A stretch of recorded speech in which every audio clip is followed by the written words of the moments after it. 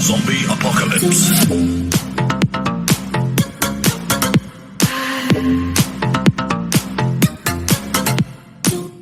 What is going on, you guys? Bastion Wajo here, and I want to go ahead and first say that 2020 has been a crazy year.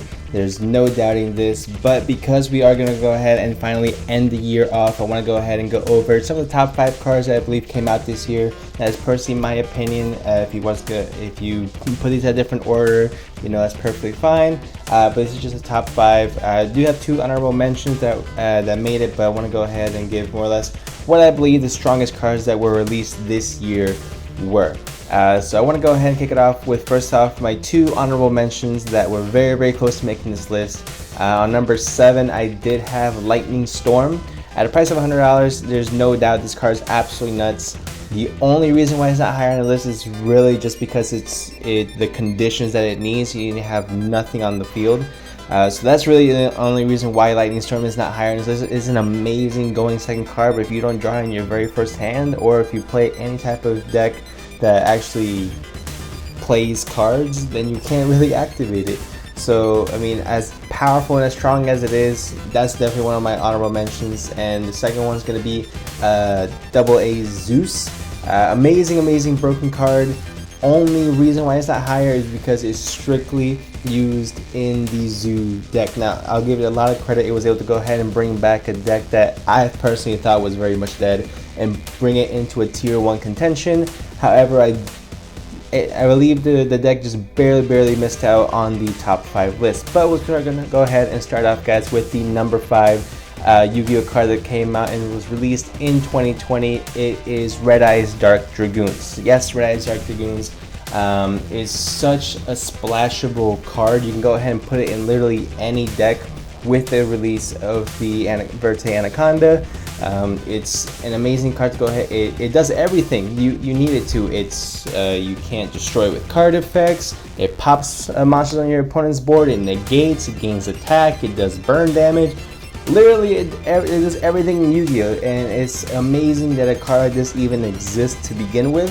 And the reason why I put this over AA Zeus is strictly just because of its splash ability and the ability to go ahead and be able to dominate and completely win a game for you for no reason. You have no right winning. When I play this in my Prank Cases deck, there's a lot of duels that I really should have lost, but I just had the Red Eyes Fusion, or I was able to go ahead and make the Verte, summon it out, and just sit on it, and it literally will win games for you. Cheap wins, but a win is a win, So that's number 5, guys. Now for number 4, I have the Triple Tactics Talent. This card is absolutely nuts. Definitely worth the current price tag. Is basically 3 banned cards in once. I just realized I don't really know where I'm gonna go ahead and put the card image. Most likely here in this area, so I'll try to stand it over this way. But Triple Tactics Talent is 3 banned cards in once. You can either draw, look at your opponent's hand, take a monster. It's just such a good card, and the activation cost is so minimal. All you really need is for your opponent to activate a monster effect during your turn, and that's it. That is absolutely insane, guys. Triple Tactics Talent, I definitely wish I could get my hands on a play set of these in my hands, but unfortunately I refuse to buy any Yu-Gi-Oh card that is over $30. But that's just my personal decision, because I believe if I dish out the $100 later on when it gets reprinted, that's gonna super suck for me. So I'm gonna stick with my rules. Gotta be strong. It's a really amazing card. Number 3 is definitely gotta be Forbidden Droplet. There's a lot of very expensive cards on this list, but they are all definitely worth the price tag. Forbidden Droplets makes so many decks just absolutely live. Forbidden Droplets, it pretty much negates the fact that it can negate multiple, and you can negate specifically what you want. It doesn't negate everything, but you can negate exactly what the problematic monsters would be for you, or the problematic cards, and that's what I think makes Forbidden Droplet so strong. The fact that it's a quick play, and the fact that it's so splashable, especially with a deck like the Live Twins just came out. It makes that deck so good, because you can send your Evil Twin and special summon it again to get that interruption again. Forbidden Droplet is definitely top 5. I don't think that it has seen enough competitive play as it really should, but that's why it's not any higher on this list. The other next two cards on this list, guys, definitely have a lot of meta influence. Number 2, Link Cross. Link Cross makes 2 decks, and after it was banned, those 2 decks are pretty much nowhere to be found. Infernoble Knight is gone. The Dragon Link, it's getting a lot harder to actually combo off.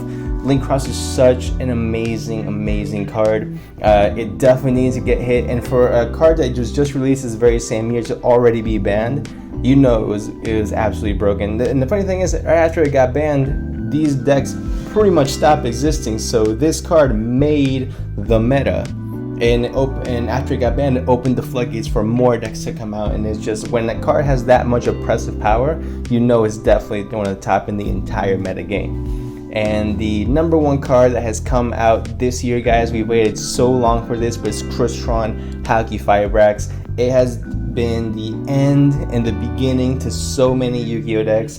Crystron Needle Fiber, okay? So Crystron Needle Fiber has been absolutely amazing card. It just allows you to combo off so well in so many different ways. It's so splashable, and pretty much any deck that carries tuner monsters, you can go ahead and play this in. We've seen the resurgence of Synchro monsters with the Infernoble Knights as well, and Crystron Needle Fiber. I'm gonna call it Needle Fiber from now on. Crystron Needle Fiber has been such a good card, and it's been the reason why so many tuner monsters have gotten banned so far. Like, it's similar to Link Cross in that way. It's like, if Link Cross wasn't banned, they would have had to ban a whole bunch of Link monsters that made Link Cross really good, and damage the accessibility to a card like this. But it's 2 different routes. Either you ban it completely, or you ban everything else that makes the card good. But honestly, guys, if Konami ever gets rid of this card, they should just bring back all those tuner monsters they got rid of because of Crystron Halqifibrax, because it's such an oppressive card. So that's going to be it for my top 5, guys. Top 5 cards that were released. Well, actually top 7 if you count my honorable mentions. But go ahead and leave a like if you did enjoy. If you disagree with me, that's perfectly okay. I'm just a guy stating his opinion. So if you guys did enjoy that, go ahead and drop a like. Subscribe for more videos, guys. There is going to be a bit of a slowdown with the videos. There's a whole bunch of stuff going on right now as far as, like, work and living situations, so just go ahead and bear with me. Uploads are going to go ahead and start to speed up very soon once all of this is over, but just give me a bit 2 weeks, guys. I'm still going to be uploading periodically out there, but just it may not be as consistent.